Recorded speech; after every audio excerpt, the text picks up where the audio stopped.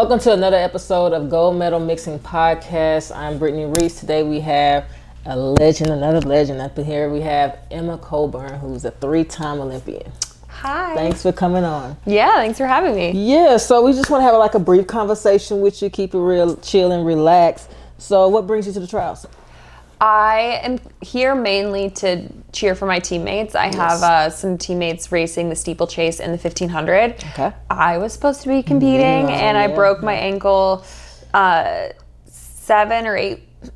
weeks ago. I broke my ankle and had surgery and got a screw put in there. So Ooh. I was supposed to be competing, but instead I'm just cheering. Yeah. But I'm running again, so Yeah, it good. makes You're back on it. Yeah, so it makes the sadness a little less knowing I can go out on a run. I know. So what's rehab been like so far? I listened to my doctors the first 6 weeks. I had to be kind of chill, but through that time I did a lot of biking and cross training and lifting, and a lot of rehab. And then at 6 weeks I was able to start running on the ground. So now in the last 2 weeks, I've done a few different track workouts and already back running a little bit, and my body feels good. So I just have to now, gently transition into training hard again. So did the doctor say 6 weeks? Or you said? Yeah, exactly. I was like, how we have to push it a little. Yeah, because when I tore my hip labrum, they told me 2 months. I think I was like a month. I was like, yeah, you're ready. I gotta get back and do something. I don't want to just sit here and just watch everybody. I know our bodies are so used to just going all the time that just sit.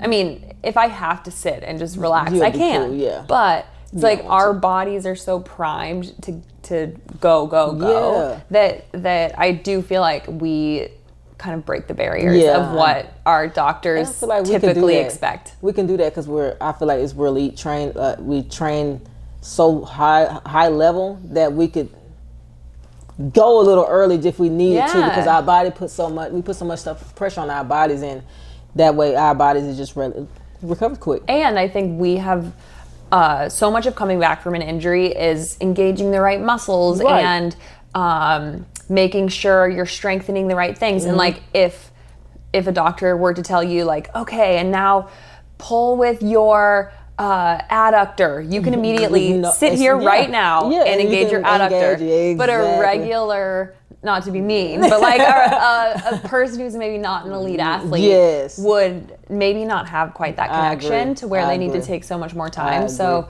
we're superhuman in a lot of ways, and I think sometimes coming back from surgery, we show that a little bit. You are correct, because I was moving quick, and I was lucky enough to be at the Olympic Training Center, so they know what to do, and I was, in no time, I was ready to jump. I mean, I wasn't jumping far. Yeah. I was jumping though. Yeah, but you're getting back at it. Yeah, so you developed a social media channel during COVID.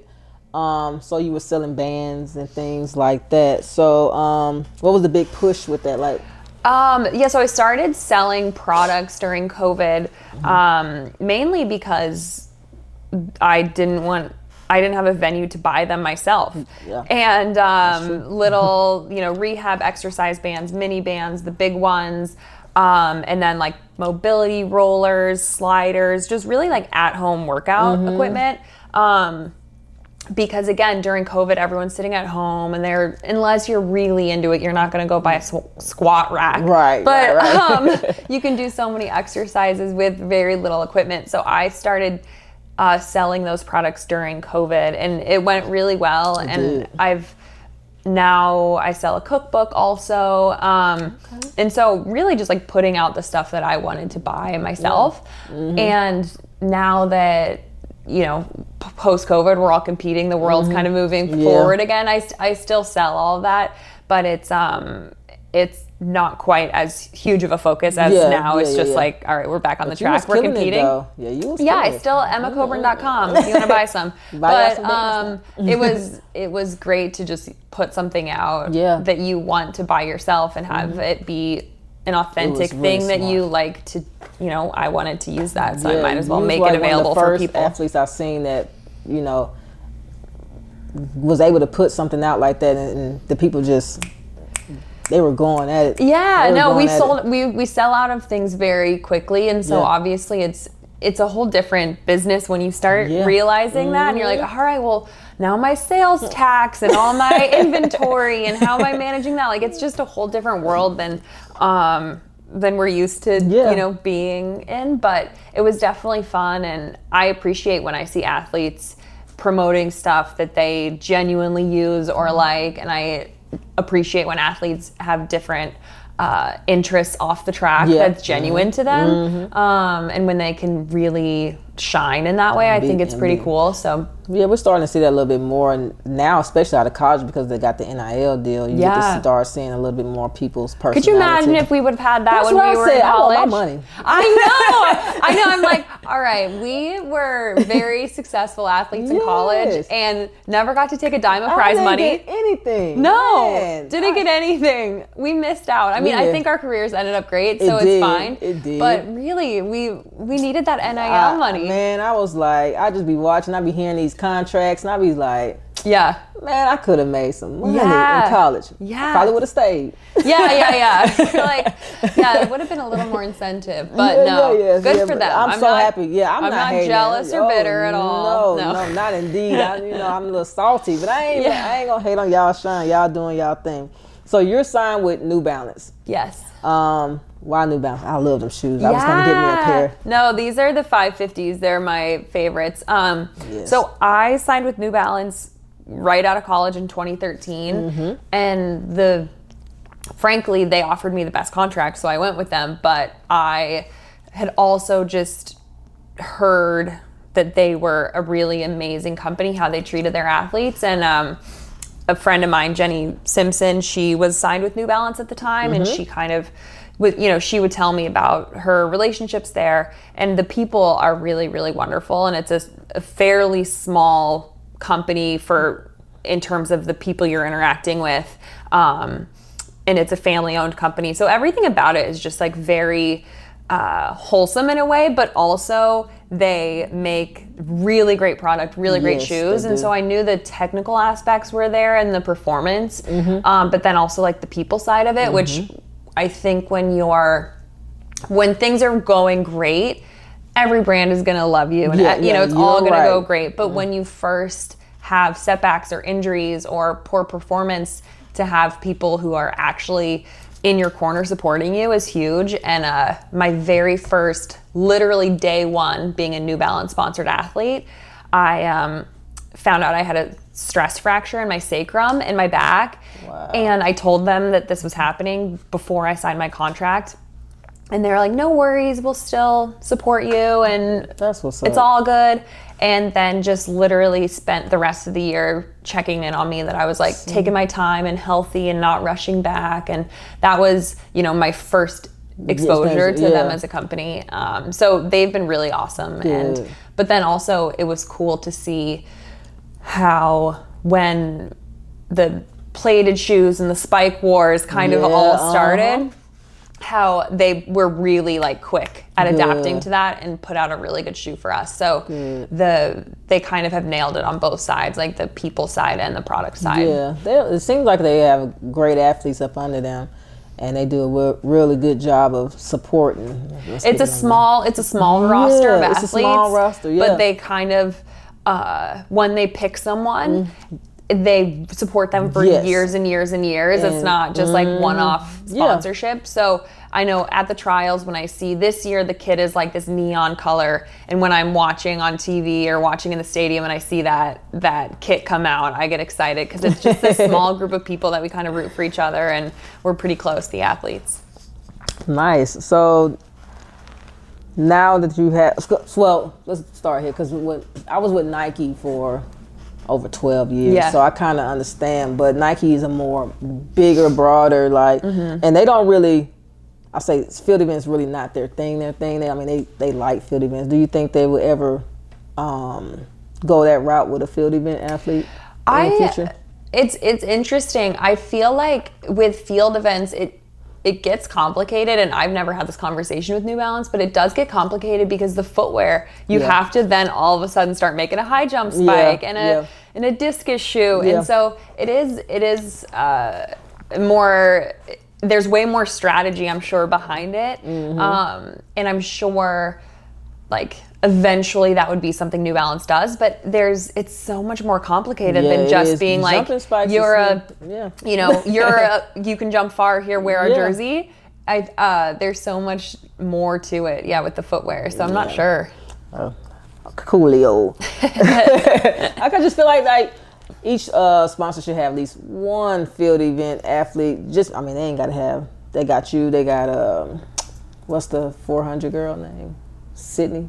Sydney. Yeah. So they they got Sydney. They have Gabby Thomas. On the men, they have Vernon Norwood. He's been with them for years. Yeah, I know. Good. I love Vernon. Me too. And then right now the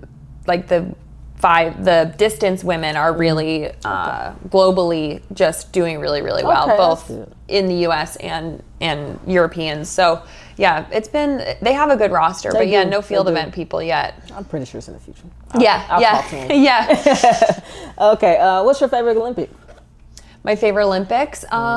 It's hard. So I've been to 3. I would say London was maybe my favorite because the Village was super great. Yes. The Olympic Stadium was epic. Yes. The crowds were great. Yes.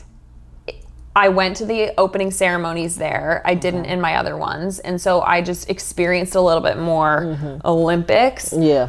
In Rio, and I was still in college at the time, and I finished 8th, and so I was like happy with it and ran my best time, but obviously I wasn't like medaling. Yeah. But then Rio, I won a medal, and that has so many more different positive experiences in terms of that. But the stadium, I raced in the middle of the day. Yeah. The stadium was pretty quiet. The track was fast, but the stadium was quiet. The Village, I didn't stay in. I didn't do the opening ceremonies. I had more fun with my family probably in Rio. Like there's comparisons.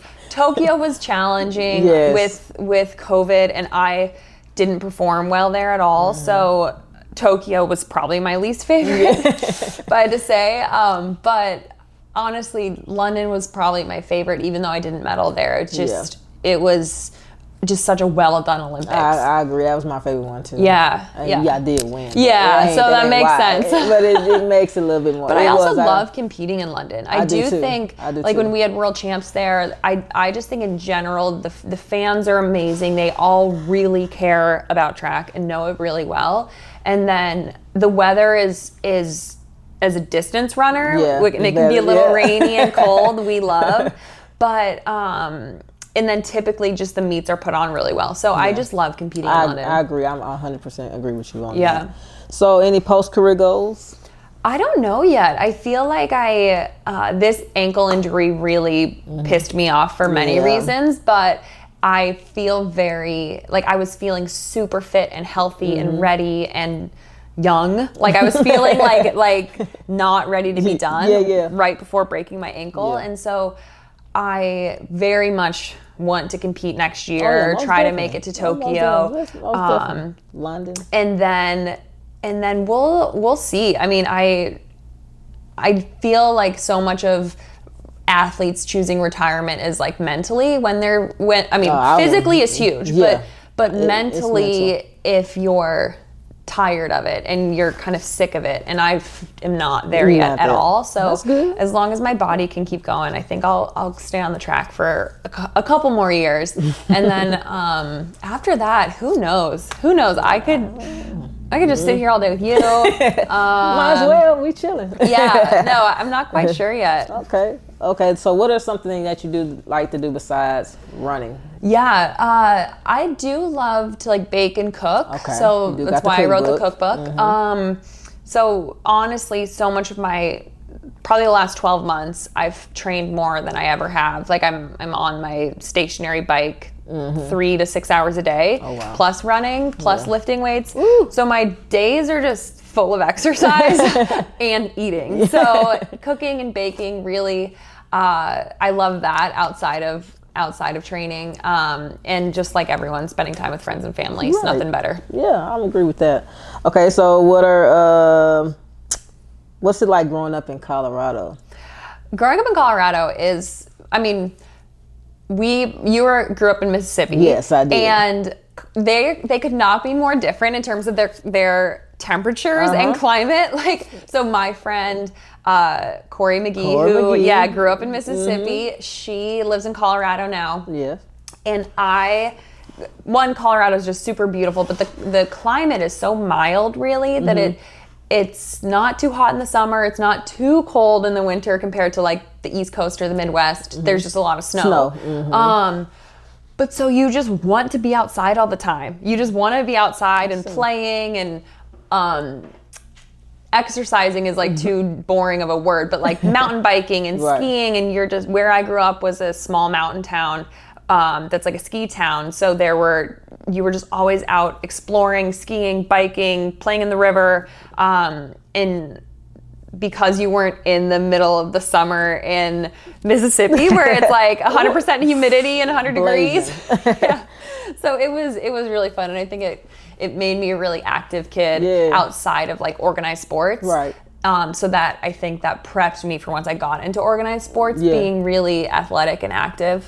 I'm surprised Corey making it up there. Well, poor girl, she had to go to Boston first, and she spent a few years in Boston, and those Boston winters for a girl from Mississippi must have been brutal. Yeah, Corey's like 20 minutes from me. She's not too far. I coach at the high school back at home, and she has a meet every year. We haven't got the opportunity to go yet, but I was looking at the schedule. I was like, we're gonna have to go to a Corey McGee meet. Yeah, it's like 20 minutes. I went and visited her hometown this November, and it was beautiful. It was so nice being on the coast in Mississippi, and I was on a run, and it was just the breeze was going. I was trying to tell people. No, it was gorgeous. I liked it. I just am not gonna go to Mississippi from May to September. Oh no, I'm don't come right now. It's like 90 degrees, and the humid is just you just need to be in water right now. No, I can do November. That's about as hot as I can do. So do you know anything about Deion Sanders and how he's changed the NIL deal with University of Colorado? What do you think about that? I mean, I don't know the X's and O's of all of the intricacies of it, but he's a very, very inspiring character that has truly changed Boulder as a place. Like, there's a palpable difference of the energy that he has brought into the community and the excitement. I mean, Boulder's always, it's an incredibly beautiful place. Everyone's really active. Everyone's really outdoorsy. So we always have that going, but the school spirit side had waned a little bit. And so he's certainly brought that back, where like people are proud to be Buffs and people are stoked to go to campus and go to games, and the energy around the football team and around just the athletic department in general has been this noticeable difference. And he's I've never met him or anything, but it's just a very impressive thing to watch, like the transformation. And having, I've lived in Boulder since 2008, and it's a very noticeable change. I was about to say, I'm pretty sure you saw some. Yeah, and a lot of my college years, we did not have a good football team. A lot of my years have been a sad football team, but the whole athletic department, I think, felt a very strong surge of his energy, and that obviously has a huge financial benefit as well for the school and the students. Yeah, you can tell selling out tickets that quickly. And he sold out tickets to the spring football game. Like, that's an inter squad game. Ole Miss doesn't even do that. I know. People don't even show up. I know. So it's cool to see, and I mean, it's very interesting when you just rewrite the script and you say, what we're doing isn't working. Let's totally do something. We need new energy. We need to do something out of left field. So it's been really cool to see. And I love watching his documentary on it too. Yeah. He definitely changed the game for football, and he got a lot of backlash for it, but I mean, shoot, it works. And there's always going to be haters. Whenever there's change, there's always going to be people who don't like it or judge it or are jealous of it. And you just have to tune that out and just have to be, excited for it. So, I hope we win on, some games this year. I think he's doing great. But it's just, no matter what the results are, it's been a really cool energy. He has a no tolerance policy over there. Oh my gosh, so many kids have left, whether it's by choice or being kicked out. But no, the roster changes a lot. That's for sure. I think he had over almost half of his roster leave. Yeah. But he brought them back. So you got to get him on your show. Yeah, I do. Yeah. Hey, Coach Prime, you're next. He's probably going to tear this thing up over here. He is a fun guy. Okay, I saw you worked with Jaden Smith before. He just works with New Balance. New before. Balance, okay, cool. Y'all did some stuff together. Cause that's cool to see him though. Yeah, no, New Balance does a lot of cool collabs with entertainers and artists, and so I've never met most of them, but I certainly wear their stuff and like shout it from the rooftops that it's cool. But no, they kind of have their foot in the door with the best athletes in each sport, and then also some really intriguing artists. Like they have done stuff with Jack Harlow, and then in sports they have, Cameron Brink, who just blew out her knee. Poor girl. She's a New Balance athlete. They have Jamal Murray from the Nuggets. Like they just have really key athletes in every sport. Coco Gauff and tennis. That's about you talking about a family, like small knit family. They don't have like a crazy depth, but they just have like the all-stars in each sport. They got some good quality. Yeah, so it does, and because it's a kind of a small group, you feel connected to each other, even if your only interaction is like DMing or something on Instagram. Okay, cool. So we're at the Olympic trials. The first round is tonight. Yes. I'm going to be doing the commentary on NBC. Yeah, so I can't mess up. Check her out on NBC. Cool. Okay, so last question. Any predictions? I don't know about you. I get like so nervous making predictions. I get really, really, really nervous. Gotta be steeplechase. What's your wildest for any event? Yeah, I know. So for the steeplechase, my teammate Gabby is racing, and she's Gabby Jennings. She's from Louisiana. Okay. Yeah. All right. So yeah, she's gold. Where's she from? I'm gonna mess up the name. I'll figure it out later. But very near Corey. Okay. Anyway, so she's doing really well, and so my prediction is just that she's gonna thrive, and I really hope she can be on that Paris team. I've been really proud of her training, and it's been really fun to watch. So I hope she can make it. And then I'm just excited. Also tonight is the women's 5K and the women's 800 and men's 15. Yeah, so there's just some good distance. It is some good distance going on. Distance stuff that I'm going to be really excited to watch. What's your event that you just the most excited to watch out of the whole entire thing? Like, what's your favorite event to watch? I do think the 800 is a very exciting event to watch. It just so much happens in 2 minutes, and the athletes are all. Every tactical decision you make in an 800 has such large repercussions. And so every choice those athletes make is so important versus like, even in a steeple or a 5K, like a longer race, time. If you mess up a tactic, you got a little time to fix it. You don't have time. And it's physical, you're elbowing each other, and so I think the 800 is always a really, really fun event to watch. We watched the 800 yesterday, and can't think of her name right now, but she ended up falling. Kate. Kate, no, it's crazy. And the girl from LSU was just right there. Yeah. And they all caught it. I know. It's tense. It's tense. I love watching it, though. That's one of my favorite events to watch, too. I can never run it, but I'll watch it. You can maybe get out there. No, 400 is probably no 200 probably for me at this time. But we want to thank you for coming on to the Gold Medal Mixing podcast today. So, want to wish you very much luck with your ankle. Thank you. Much success for the rest of your career. Well, thanks, Brittney. Thanks for having me. Thanks. Make sure you tune in, like, subscribe to YouTube, X, Facebook, Instagram, all of the social medias. Thank you, Emma Coburn, for coming on.